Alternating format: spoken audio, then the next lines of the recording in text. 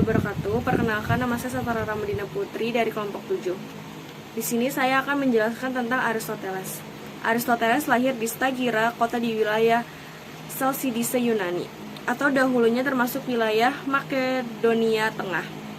Tahun 384 sebelum Masehi, Aristoteles adalah murid dari Plato sekaligus guru dari Alexander Agung. Bersama dengan Socrates dan Plato, ia dianggap menjadi seorang di antara 3 orang filsuf yang paling berpengaruh di pemikiran Barat. Aristoteles tertarik kepada ilmu pengetahuan. Dia ingin menggunakan metode logika Plato untuk mengetahui bagaimana dunia berjalan. Oleh karena itu, Aristoteles dianggap sebagai bapa metode ilmiah. Pengetahuannya yang sangat luas di bidang biologi memudahkan studi yang dilakukannya menjadi filsafat yang paling lengkap yang pernah ditemukan. Pemikiran dan pandangan Aristoteles. Yang pertama, selama memimpin Lyceum, ia menerbitkan 6 karya tulis. Yang kedua, pada usia 17 tahun, Aristoteles menjadi murid Plato. Yang ketiga, metode Aristoteles digunakan oleh ahli biologi modern. Yang keempat, Aristoteles merupakan orang pertama yang mengelompokkan dan mengklasifikasikan spesies-spesies biologi secara sistematis. Dan yang terakhir, metode Aristoteles digunakan oleh ahli biologi modern. Karya-karya Aristoteles, yang pertama logika, yang kedua filsafat alam, yang ketiga psikologi, yang keempat biologi, dan yang terakhir fisika. Pengaruh Aristoteles. Meskipun beberapa akbar ilmu-ilmu yang dikembangkannya terasa semakin merupakan penjelasan dari hal-hal yang masuk cara melakukan sesuatu atau common sense explanation, banyak teori-teorinya yang bertahan bahkan nyaris selama 2000 tahun lamanya. Hal ini terjadi karena teori-teori tersebut dianggap masuk cara melakukan sesuatu dan sesuai dengan pemikiran masyarakat kebanyakan. Meskipun kemudian ternyata bahwa teori-teori tersebut malu total karena didasarkan pada asumsi-asumsi yang malu, dapat dituturkan bahwa pemikiran Aristoteles sangat berpengaruh pada pemikiran Barat dan pemikiran keagamaan lain kebanyakan. Saya Lugen Gilang Ramadan ingin menjelaskan tentang filsafat Yunani menurut pandangan Plato. Plato lahir sekitar 427 sebelum Masehi, meninggal sekitar 347 sebelum Masehi, adalah seorang filsuf dan matematikawan Yunani, secara spesifik dari Athena. Dilihat dari perspektif sejarah filsafat, Plato digolongkan sebagai filsuf Yunani kuno. Ia adalah penulis Philosophical Dialogues dan pendiri dari Akademi Platon di Athena, sekolah tingkat tinggi pertama di dunia barat. Plato diyakini sebagai seorang filsuf yang berperan besar dalam perkembangan filsafat Yunani kuno dan filsafat barat secara umum. Sumbangsih yang besar juga diberikan oleh guru Plato, yakni Socrates, dan murid Plato, yakni Aristoteles. Selain sebagai filsuf, Plato juga dikenal sebagai salah satu peletak dasar agama-agama barat dan spiritualitas. Pemikiran Plato dikembangkan menjadi Neoplatonisme oleh para pemikir seperti Plotinus dan Porphyry. Neoplatonisme memberi pengaruh besar bagi perkembangan Kristenitas, terutama mempengaruhi pemikiran para bapak guru gereja seperti Agustinus. Filsuf Alfred North bahkan mengapresiasi Plato dengan mengatakan karakterisasi umum yang paling aman dari tradisi filosofis Eropa adalah bahwa tradisi ini terdiri dari serangkaian catatan kaki untuk Plato. Pemikiran Plato banyak dipengaruhi oleh Socrates. Karyanya yang paling terkenal ialah Republik, dalam bahasa Yunani atau Politeia, artinya negeri, yang di dalamnya berisi uraian garis besar pandangnya pada keadaan ideal. Dia juga menulis hukum dan banyak dialog di mana Socrates adalah peserta utama. Salah satu perumpamaan Plato yang termasyhur adalah perumpamaan tentang orang di gua. Cicero mengatakan Plato scriben est mortus, artinya Plato meninggal ketika sedang menulis. Selanjutnya ada ciri-ciri dari karya Plato, ada 2. Yang pertama itu bersifat sokratik dan berbentuk dialog. Yang bersifat sokratik, dalam karya-karya yang ditulis pada masa mudanya, Plato selalu menampilkan kepribadian dan karangan Socrates sebagai topik utama karangannya. Yang berbentuk dialog, hampir semua karya Plato ditulis dalam nada dialog. Dalam surat ke-7, Plato berpendapat bahwa pena dan tinta membekukan pemikiran sejati yang ditulis dalam huruf-huruf yang membisu. Oleh karena itu, menurutnya, jika pemikiran itu perlu dituliskan, maka yang paling cocok adalah tulisan yang berbentuk dialog. Selanjutnya adalah pandangan. Ide yang dimaksud oleh Plato bukanlah ide yang dimaksud oleh orang-orang modern. Orang-orang modern berpendapat ide adalah gagasan atau tanggapan yang ada di dalam pemikiran saja. Menurut Plato, ide tidak diciptakan oleh pemikiran manusia.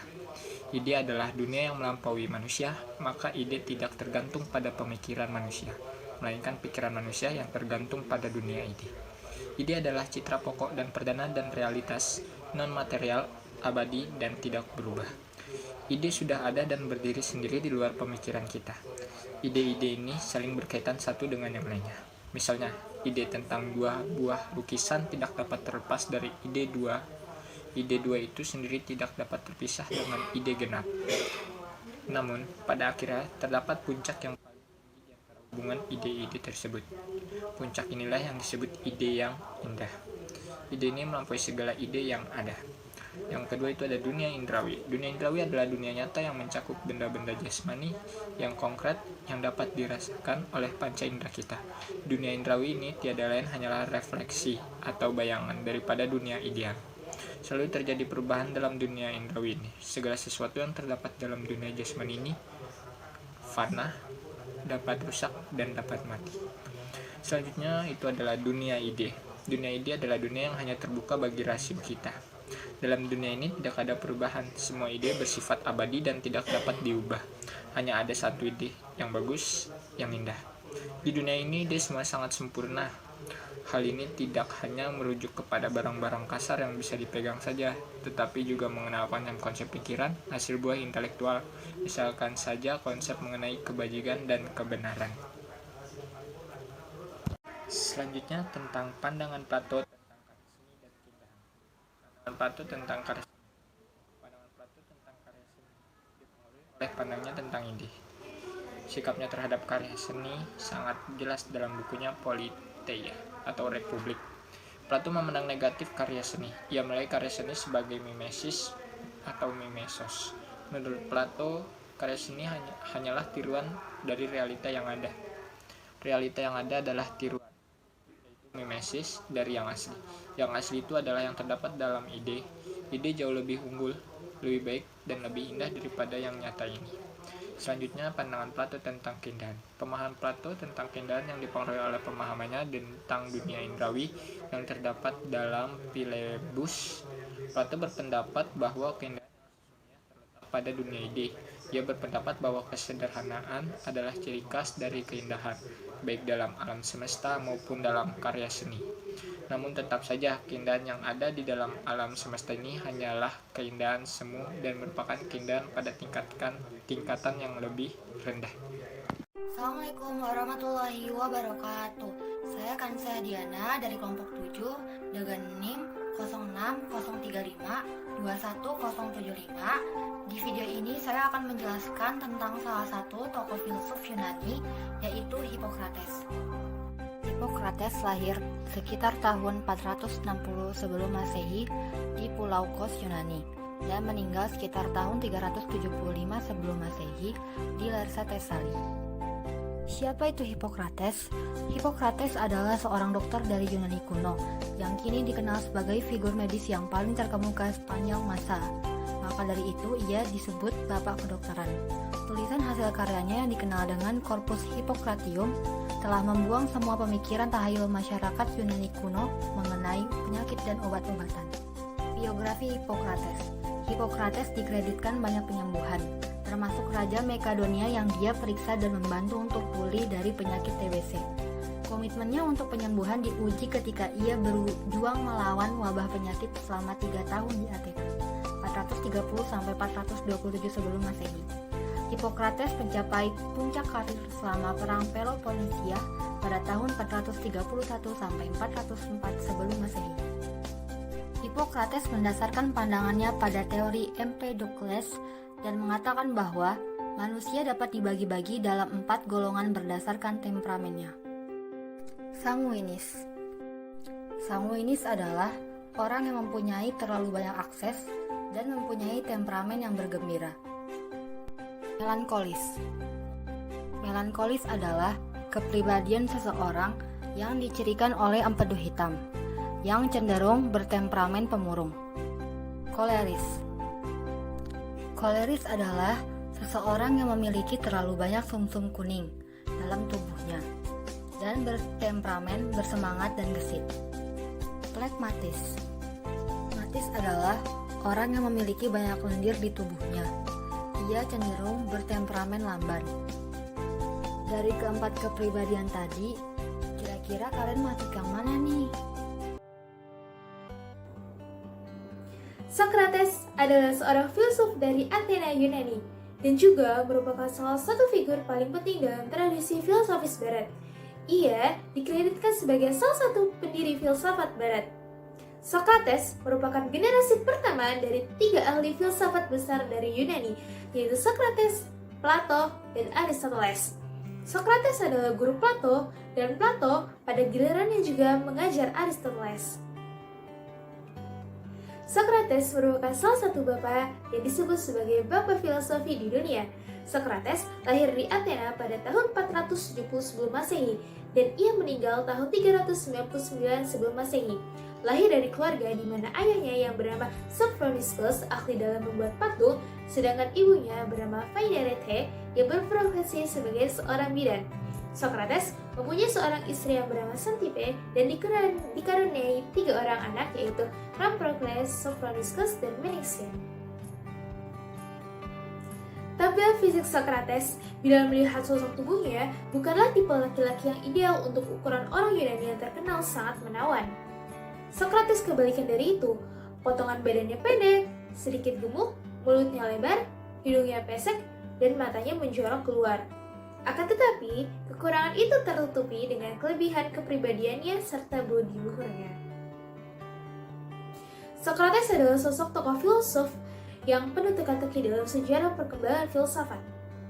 Ia tidak pernah menulis sebaris kalimat pun dalam sebuah tulisan. Socrates berdiskusi soal filsafat. Dia melakukan ini pada awalnya didasari satu motif religius untuk membenarkan suara gaib yang didengar seorang kawannya dari Oracle Delphi dan mengatakan bahwa tidak ada orang yang lebih bijak dari Socrates. Merasa dirinya tidak bijak, dia berkeliling membuktikan kekeliruan suara tersebut. Dia datangi satu demi satu orang-orang yang dianggap bijak oleh masyarakat pada saat itu, dan dia ajak diskusi tentang berbagai masalah kebijaksanaan. Metode berfilsafatnya inilah yang dia disebut sebagai metode kebidanan. Dia memakai analogi seorang bidan yang membantu kelahiran seorang bayi dengan cara berfilsafat yang membantu lahirnya pengetahuan melalui diskusi panjang dan mendalam. Karena ibunya adalah seorang bidan, maka Socrates menamakan metode berfilsafatnya dengan metode kebidanan. Di sisi lain, bahasan pengertian tentang diri sendiri menurut Socrates sangat penting buat tiap-tiap manusia, dan juga merupakan kewajiban dirinya sendiri terlebih dahulu ketika ia ingin mengerti hal-hal lain di luar dirinya. Ia juga mempunyai semboyan, belajar yang sesungguhnya pada manusia adalah belajar tentang manusia. Kontribusi Socrates ke psikologi. Kemajuan ilmu yang progresif dan pencarian objektivitasnya dapat menyulitkan banyak orang untuk mengamati hubungan antara keadaan materi saat ini. Dalam hal ini, psikologi dan filsafat. Namun, kontribusi Socrates pada ilmu ini dan ilmu lainnya sangat berharga dan penting. Inilah beberapa kontribusi. 1. Minat dalam jiwa. Socrates dan muridnya, Plato, bekerja dan merefleksikan keberadaan jiwa, apa yang mereka anggap jiwa. Pengaruh fakta ini pada ilmu psikologi saat ini terbukti sebagai produk kelahirannya dari refleksi pada isi pikiran kita, berasal dari ini dan penulis lainnya. Kedua, ada etika dan moral. Socrates memfokuskan pemikirannya pada etika dan moral, perilaku individu dalam masyarakat dan pembentukan pola perilaku, sikap, dan nilai adalah beberapa aspek ganda yang berhubungan dengan psikologi. Ketiga, metode induktif. Socrates dianggap sebagai salah satu pelopor ketika datang ke penciptaan metode induktif. Dengan berpura-pura bahwa orang aksediaran ke pengetahuan tentang kebenaran melalui pengalaman mereka, alih-alih memulai dari pengetahuan yang seharusnya dan diberikan dengan baik. Metode ini sangat penting pada gilirannya ketika menghasilkan sebuah metode ilmiah, ditandai dengan penalaran hipotesis deduktif. 4. Metode Socrates. Dialog Socrates adalah strategi yang didasarkan pada meotik Socrates yang masih digunakan bahkan saat ini dalam praktik psikologi, menjadi dasar dalam berbagai terapi. Hal ini didasarkan pada realisasi pertanyaan dari pemotongan induktif, yaitu dengan cara terapis melakukan pertanyaan yang berbeda dengan tujuan membuat subjek merefleksikan dan menemukan jawabannya sendiri untuk apa yang diajukan. Kelima, prekursor konstruktivisme. Konstruktivisme didasarkan pada penciptaan pengetahuan melalui menghasilkan pengetahuan bersama yang pada gilirannya tergantung pada subjek yang mampu memberi makna pada materi yang dipelajari. Socrates mempertimbangkan hal itu. Anda seharusnya tidak mengajarkan apa yang harus dipikirkan, tetapi bagaimana melakukannya. Pertimbangan ini terkait dengan pencarian konstruktivisme bahwa siswa menghasilkan proses belajar mereka sendiri berkat penerapan berbagai bantuan yang ditawarkan oleh media. Dengan demikian, seperti yang diusulkan Socrates, guru harus membantu siswa untuk menghasilkan dan menciptakan pengetahuan mereka sendiri. Dan yang terakhir, keenam, penggunaan ironi, konfrontasi. Socrates dicirikan untuk dimanfaatkan.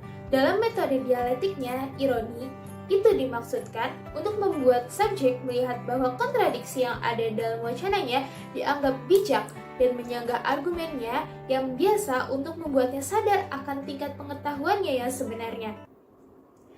Dalam terapi, kadang-kadang digunakan strategi yang sama konfrontasi, di mana subjek terkena kontradiksi yang ada dalam pidatonya atau antara ucapannya dan perilakunya untuk membuatnya sadar akan hal itu.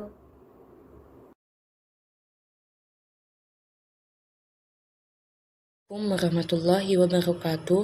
Saya Rizka Suryani dari program studi psikologi akan menjelaskan tentang salah satu tokoh filsafat Yunani, yaitu Thales of Miletus. Biografi seorang Thales. Thales lahir pada tahun 624 sebelum Masehi di kota kecil Miletus yang terletak di pantai barat Asia kecil yang sekarang disebut Turki. Di kota ini menjadi pusat perdagangan yang dimana kapal-kapal dengan mudahnya berlayar ke Nil di Mesir, sedangkan karavan melakukan perjalanan lewat darat ke kota Babilonia. Penduduk Miletus sering melakukan kontak dagang dengan kota-kota di Yunani dan warga Fonesia. Di kota ini juga merupakan tempat pertemuan dunia timur dan barat, sehingga memungkinkan orang-orang yang saling bertemu untuk mengisi waktu dengan berdiskusi, bertukar pendapat, dan serta berpikir tentang segala sesuatu. Hal itu merupakan awal dari kegiatan berfilsafat, sehingga banyak tokoh-tokoh filsafat Yunani yang lahir di kota ini. Of Miletus juga mendirikan sekolah filsafat di Lonia Miletus dan memiliki banyak murid. Salah satunya Anaximander, Anaximenes, Mamertus, dan Madriatus adalah nama dari beberapa muridnya. Namun, yang sekarang masih terkenal adalah nama Anaximander, sukses menggantikan posisi Thales di Miletus dalam bidang politik. Thales pernah menjadi penasihat militer dan teknik dari Raja Croesus di Lydia. Selain itu, dia juga pernah menjadi penasihat politik bagi 12 kota di Ionia. Penyebab kematian Thales belum diketahui sampai sekarang. Dia meninggal pada tahun 547 di Miletus. Pemikiran seorang Thales. Air sebagai prinsip dasar segala sesuatu. Air merupakan asal dari hakikat benda-benda yang lembab. Air merupakan objek komando di kalangan dewa-dewi. Dan juga pandangan tentang jiwa. Thales berpendapat bahwa segala sesuatu di jagat raya memiliki jiwa. Jiwa tidak hanya terdapat di dalam hidup, tetapi juga ada di dalam benda mati. Teorema Thales. Yang disebut teorema Thales adalah di dalam geometri. Thales adalah teoremanya yang disebut teorema Thales. Ada 5 teorema Thales, salah satunya lingkaran dibagi 2 oleh garis yang melalui pusatnya yang disebut dengan diameter. 4. Pandangan politik. Thales pernah memberikan nasihat kepada orang-orang Ionia yang sedang terancam oleh serangan dari kerajaan Persia pada pertengahan abad ke-6 sebelum Masehi. Thales menyarankan orang pusat pemerintahan dan administrasi bersama di kota Theos yang memiliki posisi di sentral kota Ionia. Sekian presentasi dari saya mengenai tokoh filsafat Yunani yaitu Thales of Miletus. Kurang lebihnya saya minta maaf. Wassalamualaikum warahmatullahi wabarakatuh.